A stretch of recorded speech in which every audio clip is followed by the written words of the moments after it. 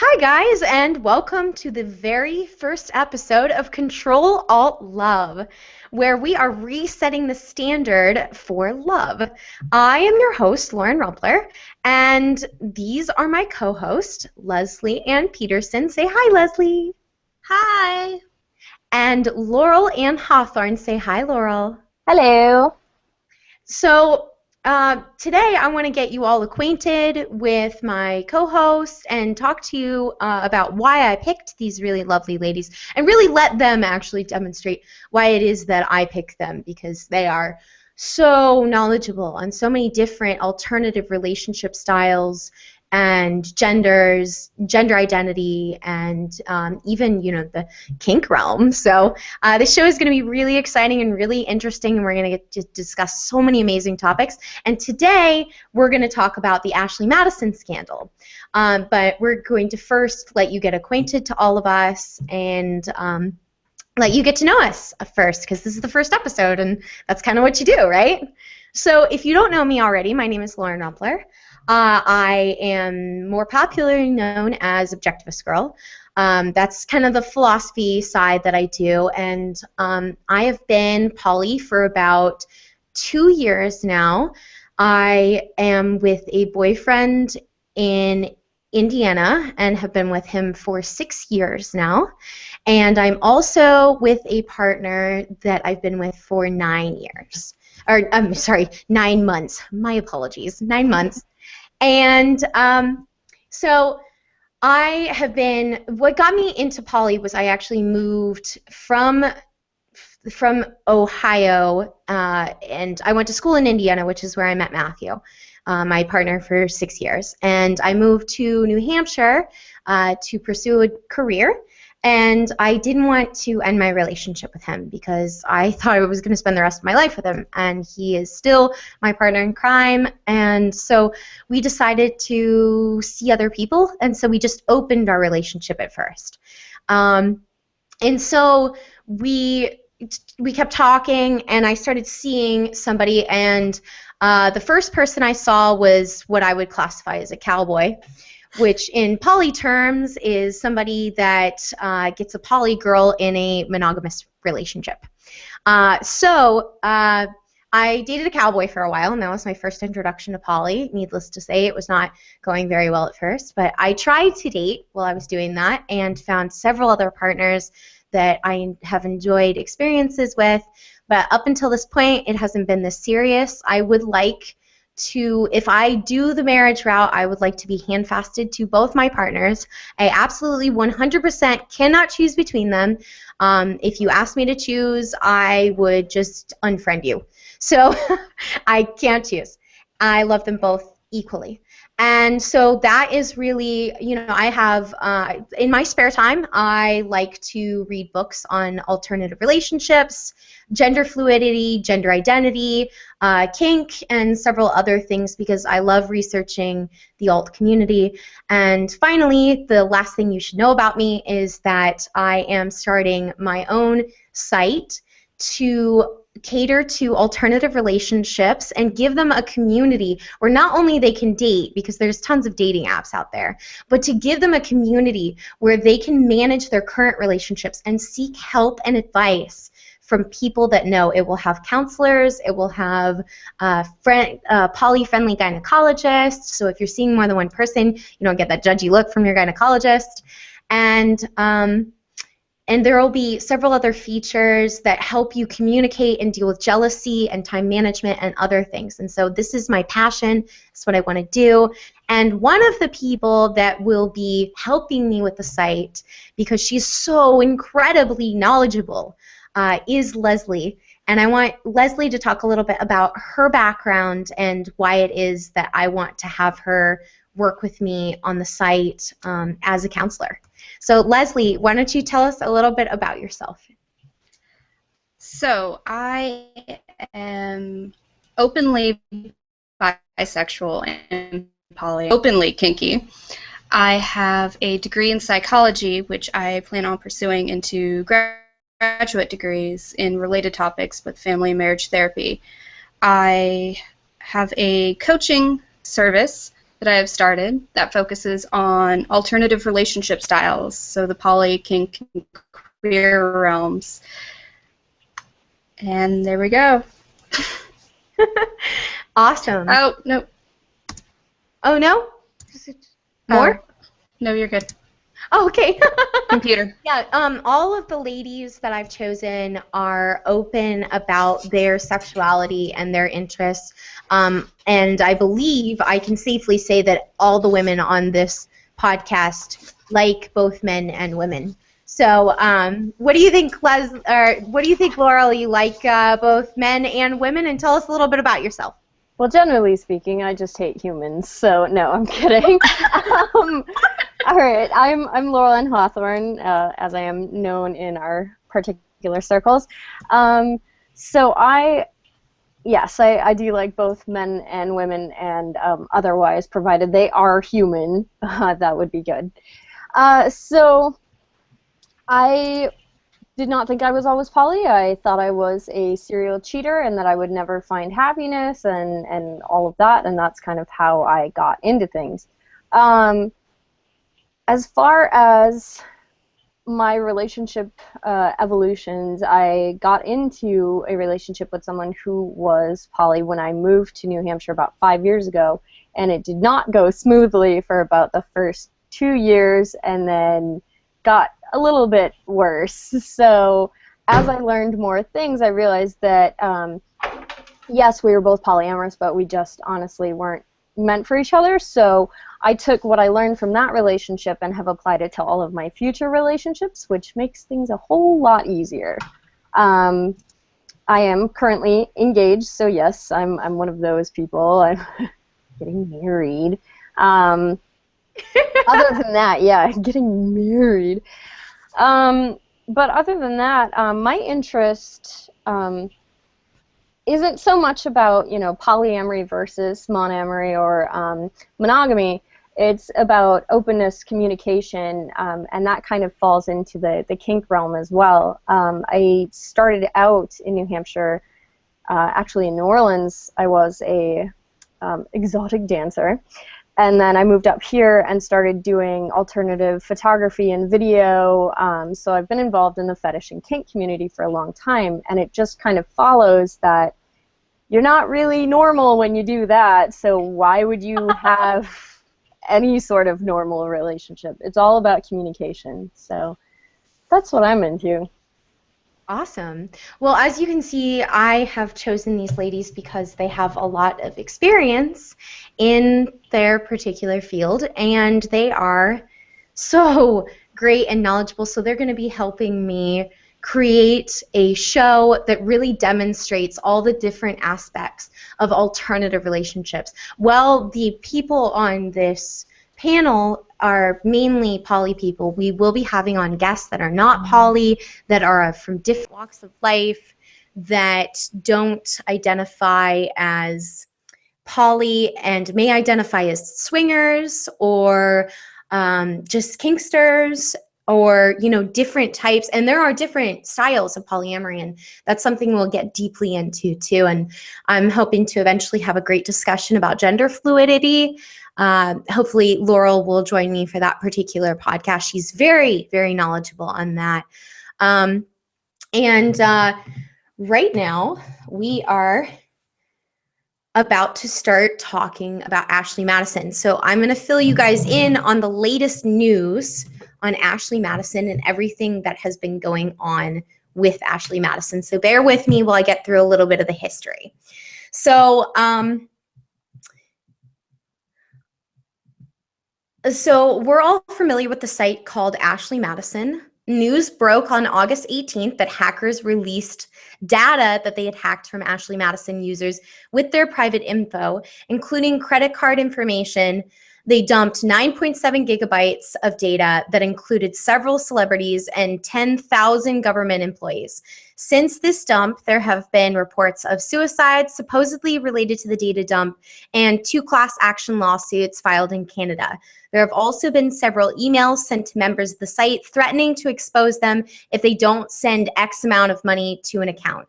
Mostly it has been Bitcoin requests. Bitcoin is a way to transfer money anonymously, so it's not surprising that they're using this method. The site was apparently hacked by a group called Impact Team, and they think the whole hack is led by a guy who goes by the name Thaddeus Z on Twitter. He apparently has hacked many other sites and used an AC/DC reference as a sort of tag. Artists really love to tag work, and this is normally how they get caught because of the narcissism. And so, but hackers often think of themselves as artists, but this ego drive normally gets them caught. The group had threatened the site, saying that they would release the data if Ashley Madison did not immediately close their site. They also complained about the $19 fee to members on the site to scrub their profiles, in which they kept the data on their servers anyway. The hackers also wanted to reveal the questionable morals of the site and its users. The data breach revealed some very telling information. It turned out most of the women on the site were inactive, and the majority of messages received by men on the site were in fact bots. 90 to 95% of real users on the site were male. So the hackers said, chances are your man is signed up for the world's biggest affair site, but he never had one. He just tried to, if that distinction actually matters to you. So being people that are very open and honest about the fact that they see other people, they're involved with other people, this is a part of their lives. It's very important for us to talk about honesty versus sex, and where it ranks in importance on that sort of scale. I mean, I would rather have my partner come say to me, I would like to see other people, and I don't think I'm alone, than cheat on me and be dishonest, or even be miserable and eventually divorce me. So, I mean, that's my view on it. And I assume you ladies are mostly with me on this. Is there anything you'd like to add? Any other things that I left out that they should know about this Ashley Madison scandal? The thing about it, really, you'd think, as I was saying earlier before we started filming, as you get into polyamory, you start to think like, well, why doesn't everyone think like this? There are morals and values that are so deeply ingrained in most of society that, you know, once you start getting into polyamory, you're just like, wait, that's still a thing? So yes, right? Someone like, you know, myself or Leslie isn't quite present, but I'm back. Oh, there you are. Okay. I just turned off the video. It was slowing my connection down too much. Oh, no worries. So yeah, you get to see this. All right. Well, I'm assuming that all of us would value emotional fidelity rather, not rather than, but we'd place that higher on our list of priorities than intimacy, like physical intimacy or physical infidelity. But for most people, that's a deal breaker. What really boggles me about this is not so much that, you know, say you were in a monogamous relationship, Lauren, you of all people were in a monogamous relationship, that's married, perfect, kids, perfect white picket fence, and you know, your husband comes to you and says, you know, I want to see other people. You know, I'm not going to have an affair because I love you and I respect you enough to be honest with you. But how many people do you know who are monogamous that are honestly, do you think honestly would be able to have that conversation without freaking out? How many? Like, I can't think of, like, any of them, even the most well-balanced, well-rounded, and of course, maybe I'm stereotyping because I haven't met one yet, but the idea is rather than getting into a monogamous relationship and then trying to open it up later, kind of setting the expectations that we are with each other because we love each other. Our needs make change, we may need to split up at some point if they don't. It's really more about that open communication right from the start, rather than trying to like bust it on someone later. So that's really what gets me. It's not even the whole, I would rather have this happen than this. I'm like, I would rather this have been prevented in the first place, kind of thing. Yeah, I agree with you, but I think that a lot of people go into a relationship, and this is one of the things that I talk about in my upcoming video is a lot of people have these midlife crises where they realize they didn't do all of the things that they want to do, and a lot of people are really short-sighted. And so I think a lot of people go into marriage thinking it's all going to be butterflies and roses, and then it comes down to it, and they want to see other people, and they're actually, capable of loving more than one person, and they find out they're poly, and they didn't even know it was a thing, because I certainly didn't know it was even an option until 2 years ago. So, I think there's a lot to say, and actually I talked to somebody today that was like, I thought that was just something that I felt completely alone, and he had never heard of polyamory, ever, but he loves 3 women, and so, we go into these situations thinking that this is our only option and this is what normal people do. So I think there's an element of, yes, if you realize that you are poly, be up and open and out front about it, but you have to realize in a marriage there's about 3 to 4 years where you're going to feel, they say it's the 7-year itch, but it's actually about 3 to 4 years before it just kind of, and the sex just kills itself. I mean, it kind of dies. And what keeps it spicy and exciting is, honestly, if you see other people. I think the relationship's better that way. I enjoy it more. And I mean, that's even a thing, like, think about relationships, say they are still monogamous. The ones who are still madly in love with each other are still doing things that kind of replace the other person there. So like, oh, we could have an affair with someone else, or we could see someone else, but let's pretend to be different people, or let's watch porn together, or let's watch. So they're always still kind of involving the idea of another person. yeah. You see, like, it's not even just like, oh no, we just have everything figured out. They're always still involving another person. So. I like to think that there are still people out there that they can be totally monogamous and totally happy with it. Probably. It interests me. You guys have heard me quote the study again, and I wish I could go back and find it, but they found that about 50% of people, it's a dual bell curve, about 50% of people are inclined towards monogamy, and the other half are inclined towards, like, polyamory. It's a natural inclination that we have one way or the other. And it is about 50-50 in the population. But then it can change. That's the thing. Oh, yeah, it can, but this is at any given moment. Yeah, I mainly chose polyamory because it was the logical decision for me. I don't think it was a natural thing for me. Yeah, it was an ethical choice for me. But. Yeah. I cheated in the past, but I never cheated on Matthew. And I was with him for 4.5 years before I left for New Hampshire. So, to me, it's like I could have been monogamous and been totally happy, but now that I've met Ryan, like, there's no way I could do that. I can't go back. So, I mean, maybe it was always, I never really can tell whether it was something that I just decided to do, because I did, like, specifically decide to be poly. And it was really hard for me, but I think it might have only been hard for me because, everybody in my life was like, what are you doing?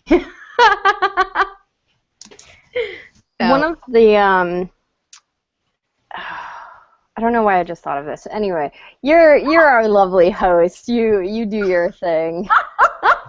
Well, if it's relevant to the conversation, you should bring it up. It just popped into my head, the idea of, like, I was just thinking back to the article that you sent me, the interview with the actual CEO of Ashley Madison, and there was this one blip where he said, Like, if I had been in a position where, you know, I was a young man and I wanted to cheat on my wife, I wish these resources would have been available to me. And I'm thinking to myself, you wish that you would have had a website where you could go on and be, like, skeevy and lie to your partner rather than, oh, I wish I would have had resources and a support group of people who are also polyamorous who would guide me and my partner through the, you know, rough places and you know, storms. Do you know what I mean? Yeah. Like that, it's a completely bizarre mindset to me. Yeah, it's, you know, and I think it comes down to our society has not realized or put the information out there that poly is an option. I didn't know.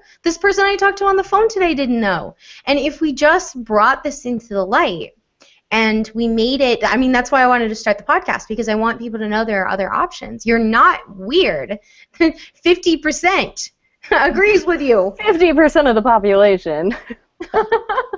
Not to collectivize or anything. Yeah, 50% of 50%. But, you know, it all comes down to there needs to be a place where people can find out about poly, can find out about alternative relationships, can explore their interests and talk to other people like them so they don't feel weird and closeted and they closet themselves. And they need a place where they can find other people that they can potentially fall in love with. And that's why I wanted to start the site. I was so excited about it when I thought of it, because I thought, gosh, this is really exactly what we need to be doing in order to be able to make this more normal. And if we normalize this, then the rest of society won't be living in unhappiness, trying to do the whole monogamy thing when it's not, you know, they're part of the 50% that's not monogamous. I mean, there's so many broken hearts out there from cheating. I mean, we should just stop doing that. I mean, there's no reason to cheat. Either you are in a relationship where that person accepts who you are and is on board with the fact that you can love other people, or they're not and you shouldn't be with them, because that's an integral part of who you are. And so to me, it all comes down to, why are you cheating? Because you can't be honest with yourself. And if you can be honest with yourself, then it's either this person's not right for you and you shouldn't be with them, or they're going to accept you for who you are because they probably are part of that 50% too. I mean, you got a 50-50 chance here. So, you know, that's, for me, I can't understand why people, it makes no sense to me why people cheat anymore. Leslie, you're the one with the psych degree here. What do you think, Leslie? Why do people come down cheat? to those? Does it come down to those two things, or am I oversimplifying it? There are very many reasons why people cheat, and one of them is that innate instinctual drive to reproduce, that evolutionary psychology base, and that is what most people attribute it to.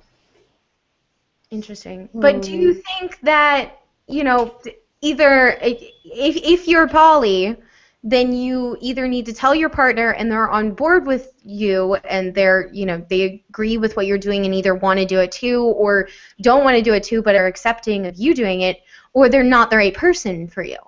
I mean, this is an integral part of who you are, is your ability to love.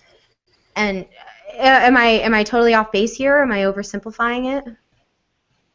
I think there might actually be one more facet to that. There's a lot of facets, but So, go ahead, Leslie. sorry.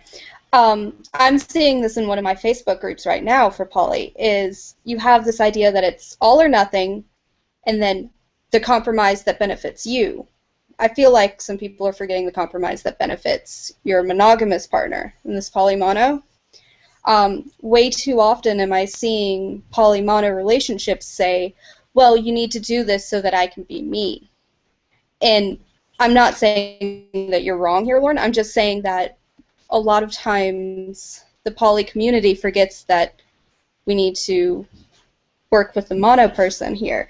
You can say, listen, I know I feel this way and I'm attracted to many people, but I'm not going to be like that for you.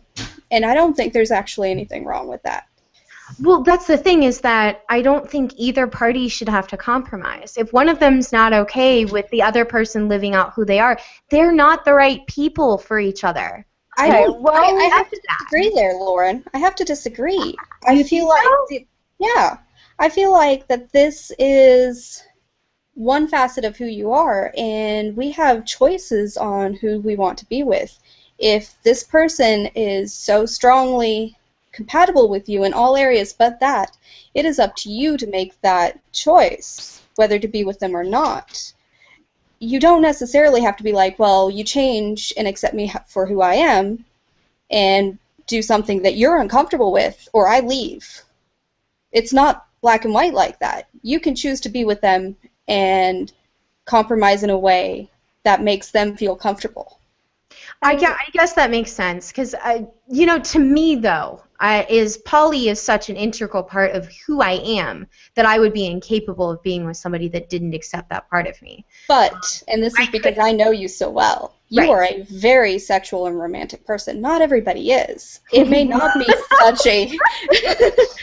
Not everybody may be such a romantic and sexual being. It may not hurt them as a person so much to tone it down.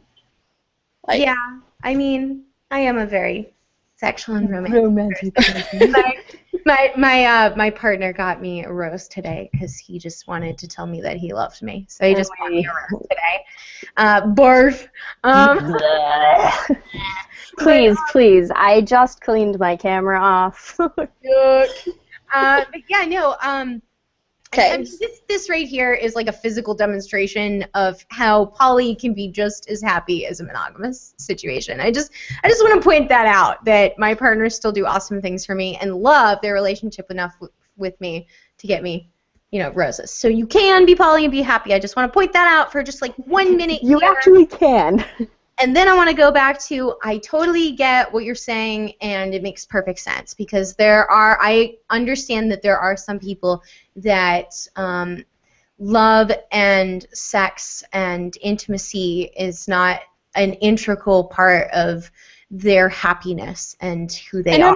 I'm not saying that it's not an integral part of their happiness. I'm just saying that they may be willing to compromise in a way that they restrict themselves. That may be an acceptable and healthy compromise for them if they value the rest of the relationship with that person. See, I don't think it's good to assume that it's wrong for them to do this. I feel like you can't have a healthy relationship with somebody that you're compromising an integral part of who you are. Okay.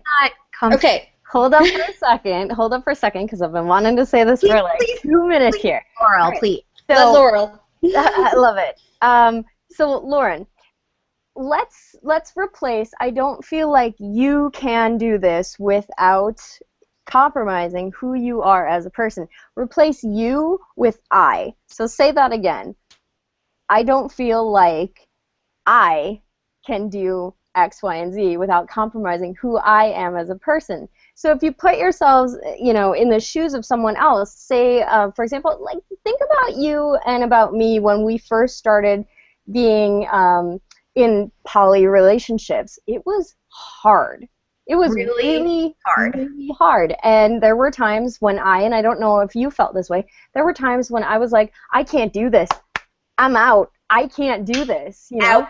But my partner, and as tumultuous as things were, my partner actually stuck with me and was compassionate with me and was like, all right, well, okay, we'll just have it be us for right now and we'll continue to talk about it. It's not off the table. I'm still going to be poly, but right now I'm just going to take time to kind of comfort you. And I think that's more what Leslie is getting at, is that it may be, that like you have a wonderful life and you have a loving partner and you have a family or whatever it is that's important to you, and that is important enough to you that you wouldn't just throw all of that away just because you're like, no, this is my life, I'm going to do what I want right now. Like, you did what you wanted. You did what you wanted and you built something that you wanted. And it's not so much like sunken cost fallacy because it applies to humans rather than like, well, I've already gone this far, I might as well, keep going and be miserable. It's, hey, this is something that's very deeply important to me, and I know that you love me, and I want to honor you and treasure you, so I'm going to be honest with you about that. You know, that kind of discussion, not like, you don't even know me, like, we're done. No, and I think Laurel's feeling me here. Laurel's feeling me. I think we agree. I think we're just, I misspoke. So I just don't think that you can give up the main part of who you are. So if something is more important to you, if you pick that, yes, that's fine. You can give things up for that thing. That's perfectly fine.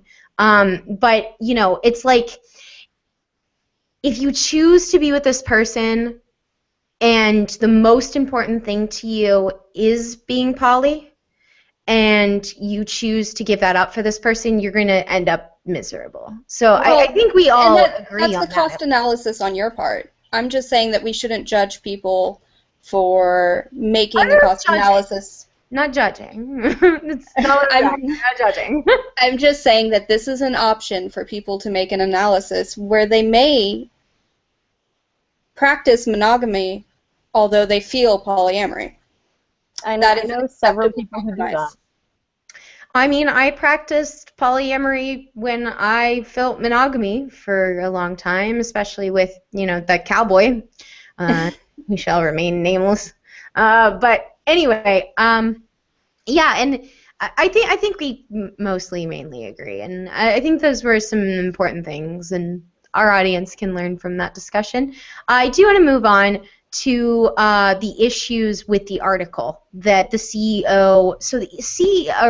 the founder of Ashley Madison did an interview with Time, or it was reposted by Time. I found it in Time, and he did an interview talking about polyamory, and I thought, mainly I just sat there and I was just very stressed out reading it because it was a very hypocritical article, and I was very upset by it. So I wanted to kind of go over with you ladies kind of some of the things that he said that bothered me, and I am assuming that at least some of these probably bothered you because we all read the article.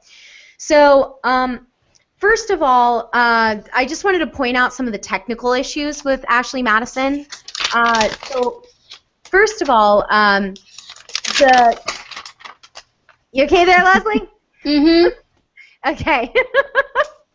So the credit cards were not actually separated from the data. So this is like a super amateur mistake, and this is something I'm not going to be making on my site. So like first, you know, I just wanted to point out like the fact that they didn't separate the credit cards from the accounts. That was just like amateur mistake 101. There's actually like systems you can use to do that for your site if they're already set up. But amateur mistake. But this guy was clearly, in my mind, from reading everything that he's talked about and said since the scandal, he was just in it to make money, and he didn't care about people getting screwed. So let's move on because I'm clearly upset. And the other part, the other tech issue that I saw with the site was that they were actually using bots to keep men coming back and staying a part of the site because they weren't able to get any women on this site. Like I said earlier, 90 to 95% of this site was men, and the women were mostly inactive, and most of the contact they had with women were bots. And I think that this was vicious and underhanded and everything about that. Do you ladies agree with me? Because I really feel like there's no other way to think about this. Well, and the other thing too, it's not even just that, but there were. Oh, I was reading another article on Vice about how some of the women on there were actually, again, like dudes posing. Not even just bots, but dudes they were paid posing. Employees. You know. Oh God, really? I didn't even see that part. Oh, disgusting. Go ahead. Anyway, so that is mildly infuriating, and it's like, all right, if you're gonna do that kind of thing, again, going back to the whole like separating credit card information, getting hacked in the first place. Like, you need to have these securities in place if you're really gonna, like, it's just disgusting all over. Like, as I was saying to Lauren before, the idea that someone would make a website for people to cheat rather than encouraging people to be honest. Yeah. It is infuriating, but at the same time, it's infuriating that they didn't protect people's privacy. So Sure. it's like it's the worst of both worlds. It's not even just protecting their privacy. That leak put people's lives at risk. Yeah. There were people in countries where it's still punishable by death. By death, right. That's another point he makes later. And that was the point of them trying to go on that website in the first place was, hey, I don't feel comfortable, you know, I can't go to my wife and say, hey, I want to sleep with someone else because you will get killed. Honesty is not an option in those cultures. And there were same-sex relationships being pursued on there because they thought it would be safer, that they wouldn't be caught. Right. And, you know, they had that $19 data wipe, and they kept all the information on their servers anyway. So they were lying to people about actually deleting their data. They were charging people, and this supposedly brought in, I think, 11 million. It was what the article I read was. They were bringing in $11 million just deleting people's data. Or deleting people's data. Yeah, and they didn't actually delete any of the data. So they're underhanded crooks that swindle people and then don't even protect them. So, you know, I don't think there's much more to say about that in particular. And I'll move on to the article, but I just wanted to point out how absolutely underhanded this site was. It is scum. And what he did is scum.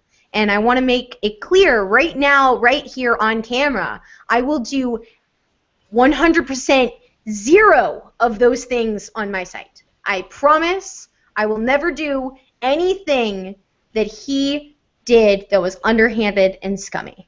Promise. I'm going to hold you to that. Yeah, you better. Hey, we're having a lot of requests. Testers, you know. What, Leslie? We're having a lot of requests from the audience for an active chat.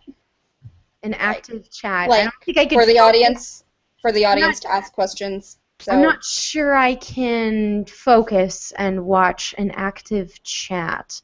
But if they would like to send in their questions, we would be happy to do another show on them.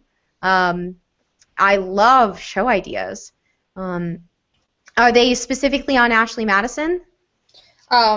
One of them, Tony, wanted to bring up how it, Tony, wanted to bring up how it is analogous to Rent Boy and the theories about why Rent Boy was taken down by DHS.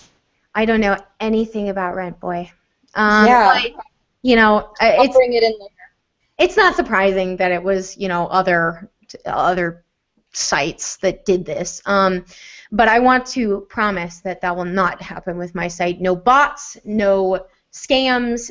I will make sure that the credit cards and the information are separated because it's an easy thing to do. It's not even that hard. So, but I want to move on to actual poly issues here because he did this article with Time. And the first point that was made was that he has a history of covering up professional infidelity in the sports world as a sports attorney. This is the first point he makes, is that he actually had experience in helping athletes cover up their extramarital affairs. So what do you ladies think about this? The thing that's funny about that is, again, cross-linking this with another Vice article. Actually, no, with the E-Online article that I was talking about earlier, which can be found, of course, at E-Online. It's a bajillion miles long. But anyway, one of the things that they talk about is that a lot of ESPN, here, I'm actually right at it. So it said 101 ESPN employee emails were discovered on the site, and it's saying you cover sports and sports scandals for a living and haven't learned any lessons. Like it's like he continued to do so. It just, by default, by having this website, he's like, well, now I don't have to do it like in person as an attorney anymore. You can just sign up for my site. Like, that is despicable. He made it like as efficient as possible to get money out of these people. Oh God, So. you are kidding me. Nope. Gosh. Well, he made it very clear. He made it very clear in that article, that interview, that he was in it for the money. Yeah, he did. Like, there was no hiding that. He did try to say, well, polyamory could be a good thing for our society, and I found that absolutely disgusting. Yeah, that's Cheating, one of the things we're going to talk about. creating an interface for cheating is not pro-poly. I It's know. not pro-polyamory. It is still monogamy. And he talks about the world moving in the direction of polyamory and says that it'll take years for our society to accept it. And then he just sets us back years by mentioning polyamory at all in any interview. In the context of affairs and monogamy. Yeah, him in general. Is his position he should never speak about polyamory. It is not, especially because he has zero experience in polyamory. He says that he's been in a monogamous relationship with his wife For like 12 years or something. Right. And so he says that he's been in this monogamous relationship with her. And then he helps people cheat. These are the opposite ends of the spectrum. He has gone absolutely nowhere near poly. So I was offended and upset that he would even mention that word. Oh, I was with you on that one. He's like, well, this could help us move in the direction of polyamory. I'm like, no, you're missing the whole ethical part. It's not ethical non-monogamy unless you have ethics. Yeah, he's exactly, and he didn't understand the ethics. And actually, that was the next point is that I've got written down is he points out that poly relationships and open marriages are widely more successful than monogamous situations, but he clearly doesn't understand the reason. Like because he violates all of the reasons why polyamorous situations work, and it is the honesty. That's why it works. I mean, I've been openly against the don't ask, don't tell relationships. I think they don't work. I think that it leads to unhappiness. But even in that situation, you have that initial conversation of, we're going to see other people, but we're just not going to talk about it. There's still an agreement. You still say, we're going to see other people. And it's still ethical non-monogamy because you've agreed to do this thing under these terms. And so as long as you stick to the terms, you're being faithful to the person, and that's all that matters. You don't need to be faithful to sex. You need to be faithful to the person, and that means being honest. If this person is actually important to you, and they've developed a relationship with you that actually matters to you, why would you jeopardize that relationship with sex?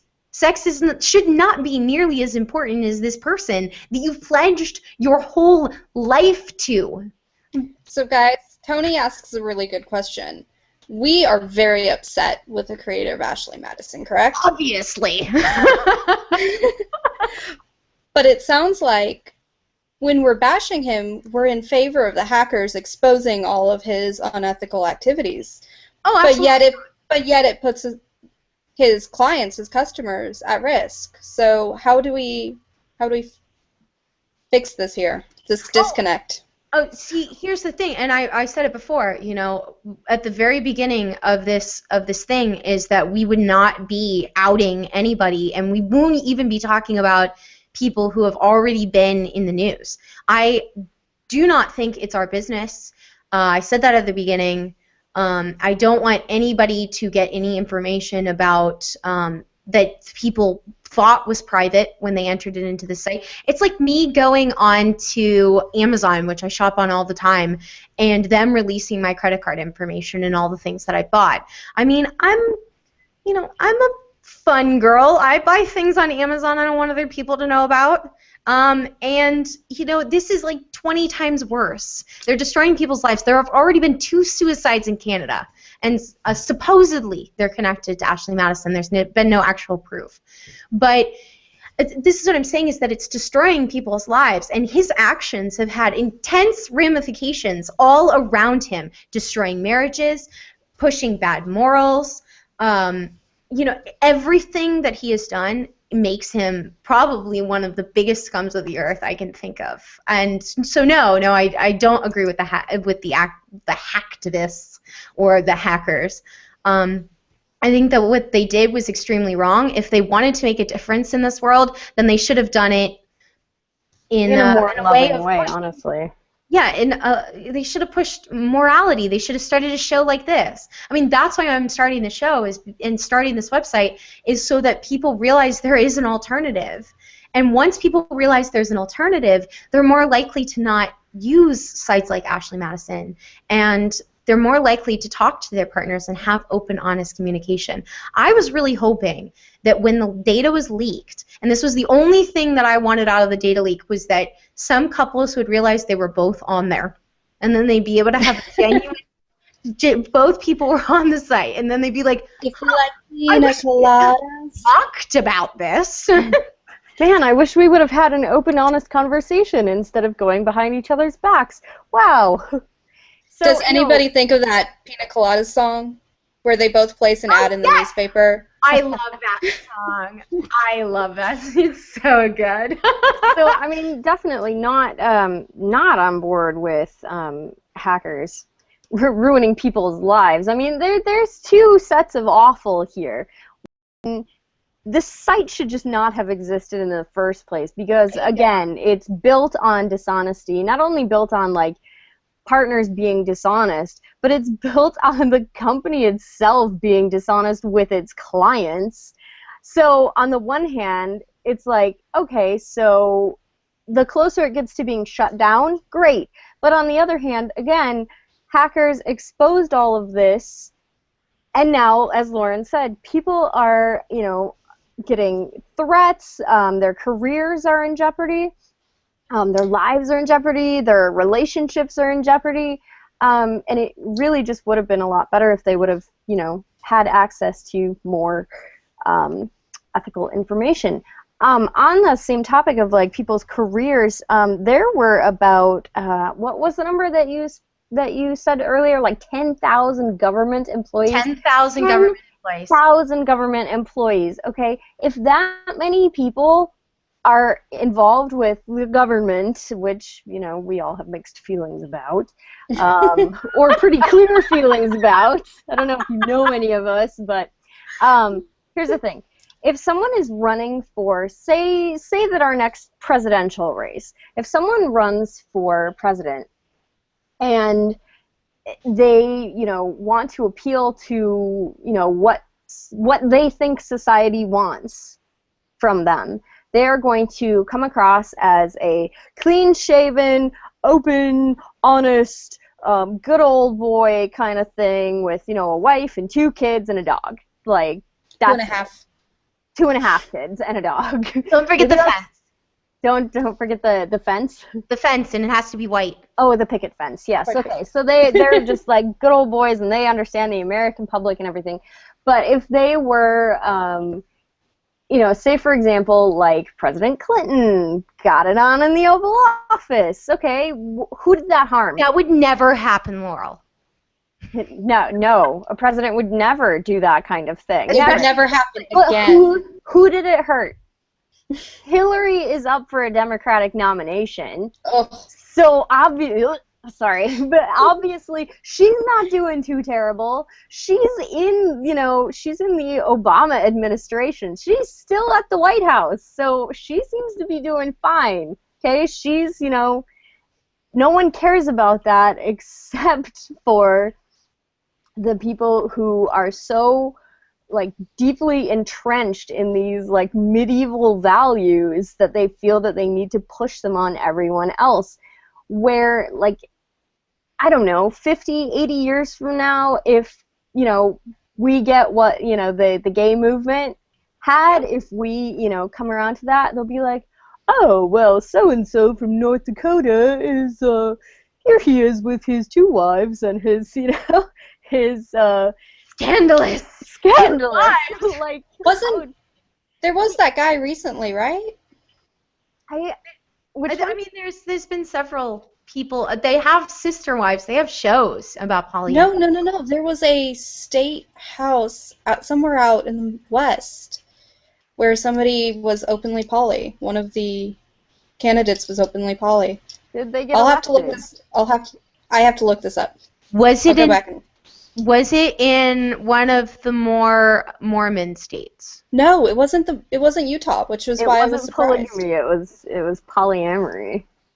I think it might actually be my home state, Montana. I have to go look this up again. Mormons are more accepting of poly situations. They aren't, though. That's the thing. And unless you are like courting someone to be your next wife, like it's very religious. It's not. Yeah. So like you don't date people unless you plan on marrying them. On a related note, remember when we did our talks at PorkFest on poly? Yep. I did have somebody come up to me afterwards.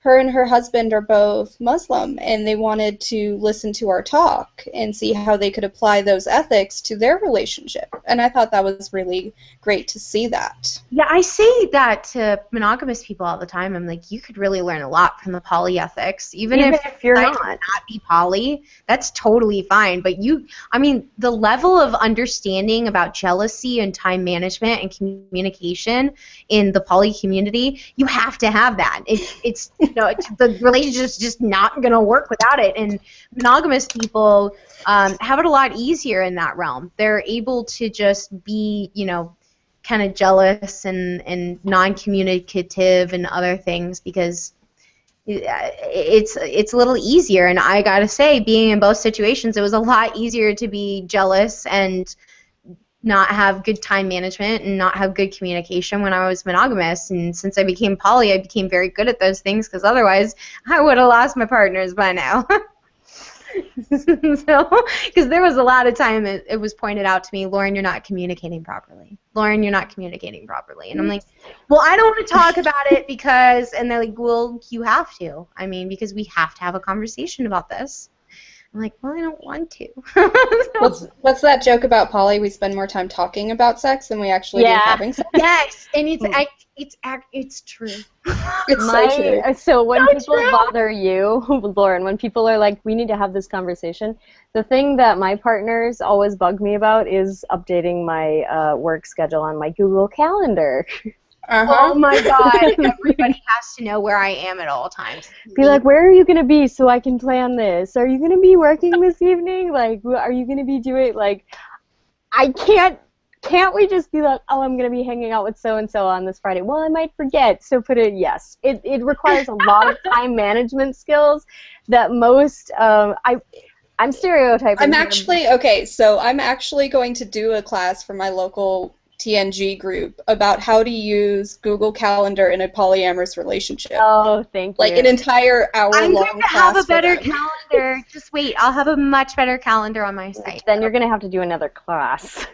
I have to do another class for my calendar on my site. You should be able to link, just so you know. It really should just be Google Calendar so I can like put it back into my phone. I was going to say, I'll be able to be synced with Google Calendar. I'm going to make That's all I need. As long as it syncs with Google Calendar, I'm happy. But this calendar is going to be way more fun. Like, it's going to be much more features. For the last couple of minutes, though, I had a question. Oh, wow. Yeah, we're at 8. I have several things that I want to go over, so I assume we're going to probably run over on the first. We might have to, like, make this into a two-parter. Part 2. So I have a question about this kind of thing. Obviously, we can sit here all night and be like, I'm outraged. There's no good outcome for this. But what can we do about that? Like, here we are sitting and telling people, we're educating people on different types of ethical non-monogamy, that sort of thing. But where do you think, what do you think the next step needs to be for Ashley Madison? Like, the creator, the customers, their significant others, what do you think needs to happen next? I think that they need to sit down with a relationship counselor, specifically somebody that understands nonviolent communication. And I think that they need to sit down and have a conversation about what they actually want. If they're planning on staying together, which I hope that, this didn't destroy any marriages. Oh, it did. I know that it did, but I hope that they sit down with a nonviolent communication coach and they have a conversation about what they want and being able to move that goalpost when they need to and how to communicate in the future. And so, to me, it's like I'm starting this site because I want people to. I was starting it before the Ashley Madison scandal, but now I think it needs to be created more than ever, because not only will this be a site where you can go and find out about the ethics, where you can find other people like you, where you can learn to communicate with your partners in a positive way, where you can date, but also it will be a huge hub space for bloggers, for people that are already doing this lifestyle. Like, I'm going to hopefully talk Laurel into blogging, and Leslie will blog, and I really want people to counsel other people and help other people through blogging and talking. Like, you can message anybody on the site and be like, hey, I saw your blog post on this and I really need some help and advice. And the person can either say, okay, I'll help you, or they'll direct you to a counselor or something. This will be a resource for people that feel like they can't be faithful to an exclusive sexual relationship with one person, or an exclusive intimate relationship in any form with one person, so that you know you're not alone and you have a support team and you know what your options are. Yes, there will still be people that cheat, but at least that site will be there to give people their options. My concern, though, with that is that the human nature is just ridiculous. You all right there? Gesundheit. If it happens again, I'm gonna perform an exorcism here. All right. My concern, though, with having I muted my mic so you couldn't hear me. I can tell what you're doing, but my concern with having a poly dating site is that the people who are poly will sign up for it, but how will you get them to actually be honest and open? What if someone hacks your site? Say, for example, and obviously you will have, your better security in place, and you're not going to leak credit card information or personal addresses and stuff, but say that people's names get out and someone who is on your site hasn't revealed to their significant other, hey, I'm poly. The same kind of thing could happen. So I'm wondering if maybe when you advertise for this sort of thing, be like, if you are interested in joining our site and are not openly poly, please talk to your partner. Sit down. Here are some talking points. I think that might be a good way to go. Well, the site will be separated into two facets. There will be a part where you pay for it and you'll be able to date and meet people. There will also be a part of it where you can read the blogs and reach out to counselors and reach out to people. So they'll be separated. And so I want people to be able to have the information without being on the site. That way, if a spouse finds out about it, then they know for a fact that person was actually dating behind their back, versus people that are just looking for information. And I want people to feel secure in being able to explore without putting themselves out there in a way that their partner doesn't know about, because we need that period of research before we just say to our partner, hey, I might be poly. I'm going to get on this site just so that I can read stuff. But not every couple has the same security that I have with my partners. Some couples are like, okay, I want you to do research, but please don't sign up for this site. That's like a step I'm not ready for. Mm-hmm. And so I think that, there's going to be people that cheat on the site. But I think that a lot of that will be regulated by the users. I think that the people that will be drawn to my site aren't just there for the dating. They're there for the community. And I think when you have a community like that, you find out that somebody is cheating, and I want to make it easy for people to report people. And so if you find out somebody is actually cheating, I want you to be able to report that. And I think that a review of people on the site and their manners and, you know, their honesty would be a very helpful thing. And I want to make it very transparent. I want to make it very clear to my users that, you know, this site is not for hiding. You don't get to hide here. And, you know, it's not a place where you can hide. And if it does get leaked, I think it'll be mostly people that are already open. And I think that you'll be hard-pressed to find people that are okay with you cheating on your significant other in an alternative relationship community. It's going to be really difficult. Because I think it'll come out. And alternative communities are just not accepting of that sort of behavior.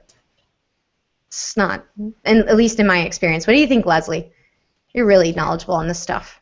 Oh yeah, the alt communities are all about communication and ethical interactions, and they're going to ostracize anybody who tries to be unethical. And I see it all the time in my local kink scene. If you break consent with anybody, you're out. Yep. Black mark. You're cut out. Yep. You're not invited to parties. You're not invited to munches. And I want to see the same thing happen in the poly scene. My God, it's like the free market. It might actually work. Yeah, people will be able to report people to me, to the admins. They'll be able to report people. They'll be able to. I kind of want to set up a review thing so people can be like, yeah, they were really rude to me on their date, or they were really awesome, like 5 stars in like a star system. It'd be cool. Kind of like Uber. Oh, you're gonna like hurt Had those a great ride. Yeah, those shy polys. Those little shy Polly Pockets, they're not going to know what to do. Oh. I know. They're going to have such bad ratings for the first few dates. It's okay. I mean, I think a lot of people wouldn't review somebody negatively. I think they would just not bother reviewing them if they really had a date where it just didn't work out. If they were like openly rude and you had that system, then I think they'd report them. And if they found out they were cheating, I know that like at least 50% of the people that are in the whole community would go on and immediately report them if they had that ability. But, you know, I think most people, if you just have a bad date with a person and you're just not clicking, most people will just be like, it just didn't work out. I'm not going to like leave a bad review or anything. I'm just gonna not go out with him again. And I'll make it clear that the reviews are not really like, did you like them? It's like, were they an exceptional date or were they an exceptionally bad date? Like, were they rude to you? Then you should give them a bad star ranking. And as long as there's a neutral somewhere. if they brought flowers, you should take the time and go give them 5 stars. Ryan gets 5 stars. There's a new app, actually. It's called Friendsters or something, and you can actually, what it does is it allows you to be recommended to people. I talked to the, what? As a friend? Yeah, it's like a matchmaker app, and I'm trying to remember what? Matchmaking for friendship. Yeah, so it's like you can get on the, no, not for friendship, for relationships, for dating. Oh. So it's like getting to be the matchmaker on this app. And so, like, you see the people that they have in common, and you're like, hey, can you introduce me to Susie? She's really cute. And then they introduce them, and now they're allowed to talk. But they can't talk before their friend introduces them. And so I was more excited about this friendship matchmaking site. You should totally be friends with this dude. I think we need that in this world. I'm always looking for more friends. But I wanted to talk about a few other things before we end the podcast. And so one of the things I want to talk about is, first of all, he said honesty is the best policy, right there in the article. And I just want to point out that that's like hypocrite 101. Yeah, it's like basic hypocrite.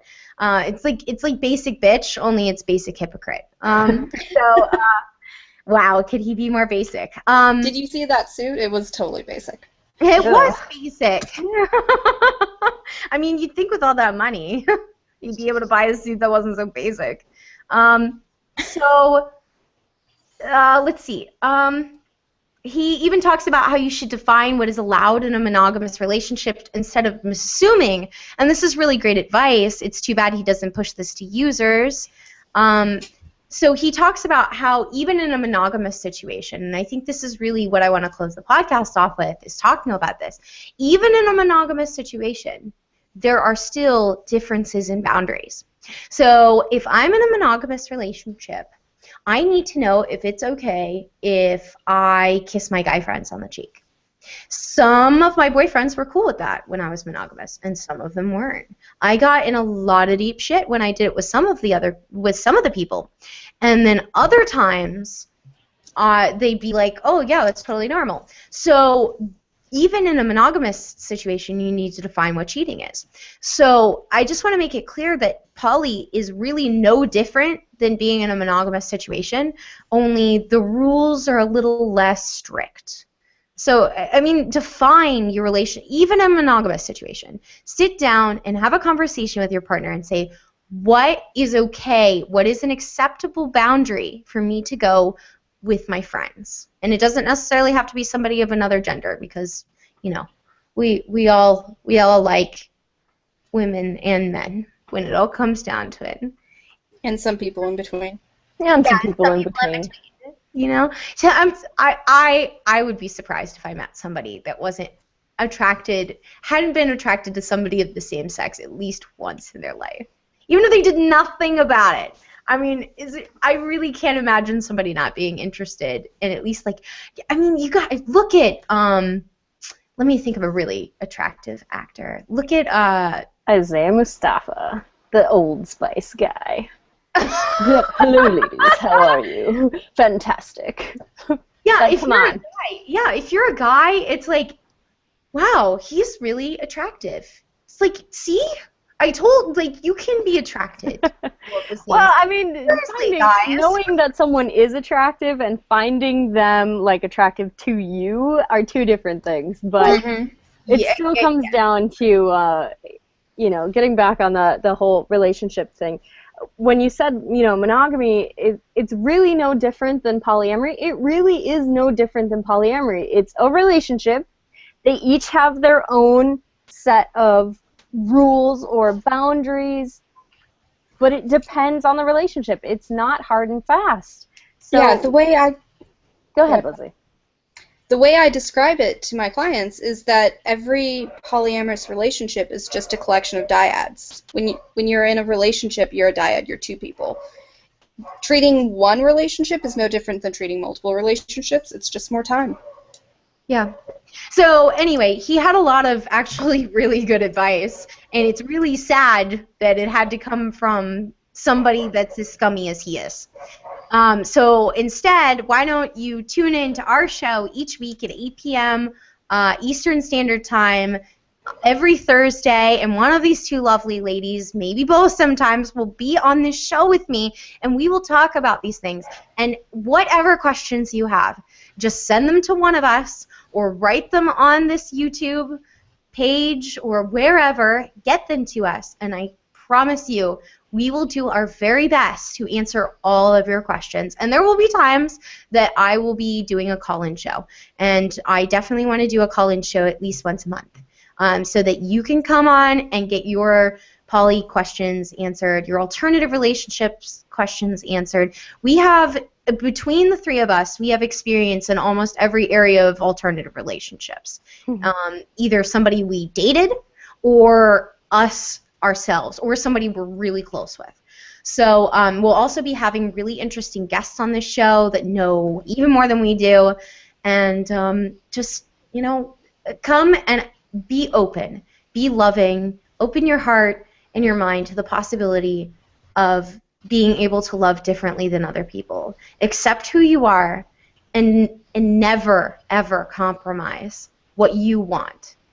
Okay, so that's my little speech. Leslie, do you want to say goodbye? Is there anything you wanted to add? No, I think we covered everything today. I look forward to next time. Awesome. Laurel, do you have anything you want to say? You want to say bye? Well, No, I don't want to say goodbye. I don't like goodbyes. I was gonna say, if you wouldn't mind posting, I don't know how you feel about this, but if you wouldn't mind posting the article, like a link to the article, just so people can kind of reference what you're talking about, Absolutely. I think that would be perfect. And then also, no, I guess I'm just kind of excited for questions and comments and next time. Awesome. Well, we hope for a very long future, and I love you all. Have a wonderful Love you evening. too. Mwah.